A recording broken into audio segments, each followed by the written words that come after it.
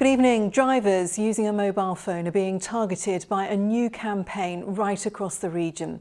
It comes just a fortnight after a lorry driver from Andover was jailed for killing a mother and 3 children on the A34. He was using his phone at the time.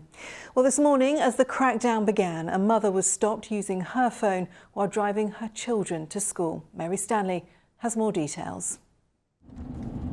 Another motorist pulled over in Hampshire for using his phone behind the wheel as a nationwide clampdown begins.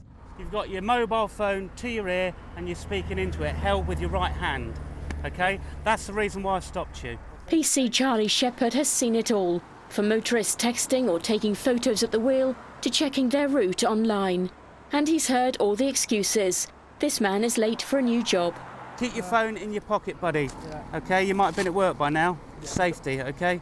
He had absolutely no idea we were there. He was so transfixed, or more so on his mobile phone conversation, that he was on driving. Anything could have happened. Somebody stepped out, he wouldn't have noticed it. In Surrey, this woman was stopped for using her mobile phone on the school run. And this motorist said he was arranging his birthday party. One of 5 drivers stopped in just 2 hours. You're 4 times more likely to be involved in a collision, which could be a fatal one, than if you don't use your phone. My words are, turn the thing off, don't use it. No phone call is that important. Drivers caught face a fine and points on their licence, a trip to court or an awareness course. The government has announced it's planning to increase the fines for motorists who use their phone behind the wheel from £100 to £200. The penalty points will rise from 3 to 6. And it comes as figures show the number of motorists prepared to use their phone behind the wheel is on the increase. The last crackdown by Hampshire Police in May saw 190 people caught, a rise of 36%. The campaign message, a split-second decision can cost lives, brought home with a devastating crash on the A34, which claimed the lives of a mum and 3 children. Hampshire lorry driver Thomas Croker was changing music on his phone seconds before the impact. That split second when you're just doing that one photo, phone call, text message or whatever, you never know what's going to happen. You never know what's going to come out in front of you, what's going to stop, what your vehicle's going to do. It can go horribly wrong very, very quickly. And all these people that say, oh, it wouldn't happen to them, well, it can happen to them, it can happen to anybody. Cuts in police numbers mean prosecutions have fallen. But officers hope education, tougher penalties and campaigns like this will make drivers think twice before picking up their device. Mary Stanley, ITV News. And there's more details on that campaign on our website. Just head to itv.com/Meridian.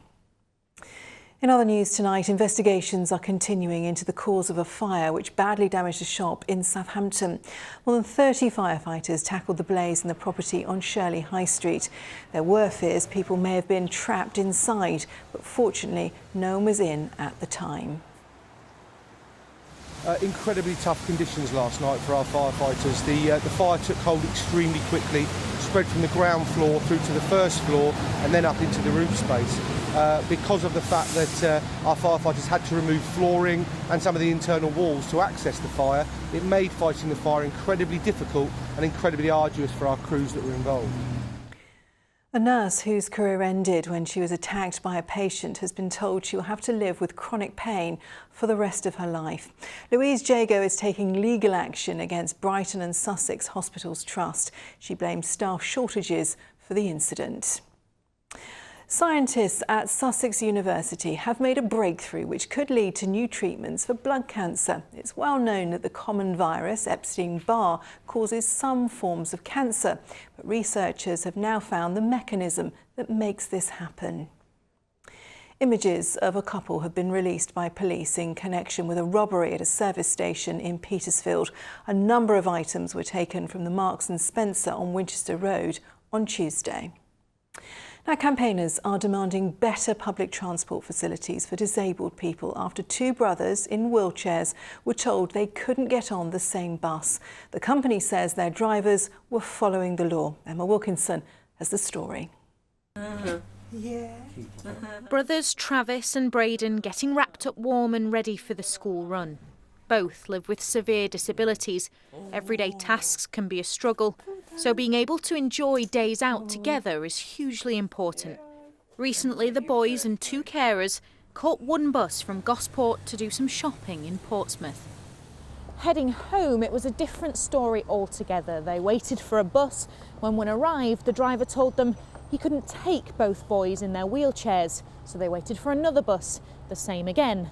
Another 5 buses came after that. All said they couldn't take both boys in their wheelchairs. I couldn't believe it. They got all the way over there on public transport, but they wouldn't let them use it to get home. Over this side of the water, they've been to Fareham and back, Gosport and back. It's never been a problem. But First Bus says that is a problem and the boys should never have been allowed to board a bus together because legally there is only room for one wheelchair. So the reason that there is one space is because there is a backrest. That backrest actually prevents the user from having any spinal injuries, any whiplash, or indeed the chair tipping over in the event of an emergency incident happening on the vehicle. First says it's also rebriefing its drivers on how to deal with situations like this. But campaigners say the whole industry needs to do more. I think what we need to do is to have larger spaces available on buses that can accommodate 2 wheelchairs or a wheelchair and a buggy. So I think we need to really look into the design of future buses and let's think about how we can do it better. Robert says bus companies need to be clearer about their disability policies and need to better understand just how hard it is for people like Travis and Braden to have equal access to something many of us take for granted. Emma Wilkinson, ITV News, Gosport.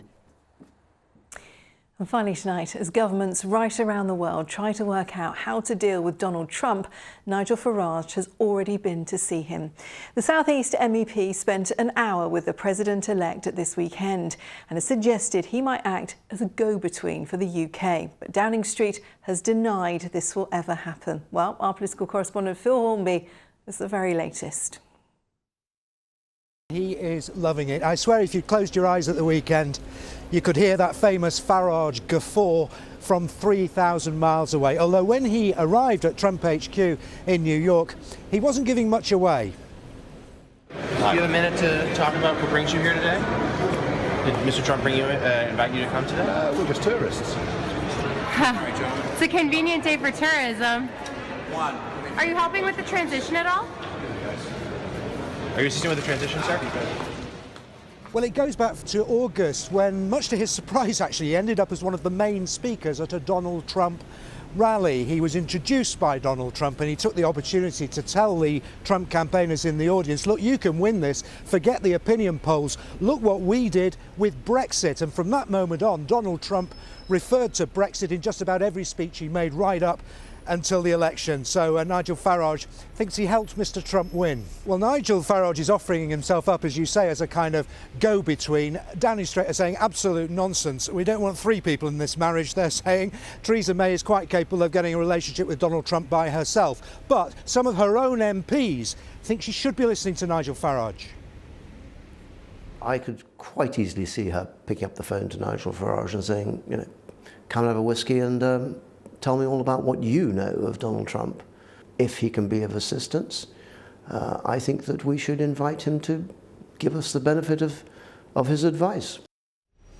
So Downing Street say it won't happen, but I suppose the message we've all learnt from this extraordinary political year is expect the unexpected. We certainly have. Phil Hornby there. Now, what's happening on the weather front with all the details tonight is Helen Plint.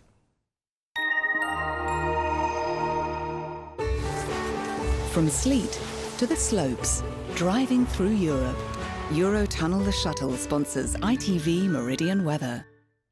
Hello again. A very good evening to you. Well, plenty of cloud cover overhead tonight does obscure anyone who's hoping to catch a glimpse of that spectacular supermoon. So disappointing for now. It'll be damp at times over the next 24 hours too, although mild at the moment. But overnight tonight, well, a few showery outbreaks of rain have been drifting through today.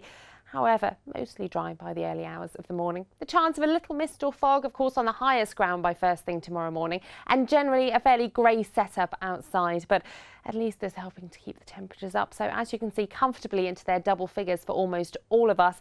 And by first thing tomorrow morning, well, pretty much a rerun of today in the sense that there will be plenty of cloud cover and barely any gaps for sunshine to show through. Once again, a little on the damp side at times. You can see those spells of rain working their way through. They'll be fairly light and patchy in nature though, and with a light breeze. Temperatures once again comfortably hovering around the mid-teen mark or thereabouts. But the main talking point later in the week will certainly be how quickly they drop away, because come Thursday, well, a band of rain passes through, and behind it, as you can see, come Friday, temperatures struggling to reach double figures. Bye for now. Eurotunnel the Shuttle sponsors ITV Meridian Weather. Well, that is all from us for now. We are back in Good Morning Britain from 6 o'clock tomorrow morning. But from me and from all of us here on the late team tonight, thanks for your company. Good night.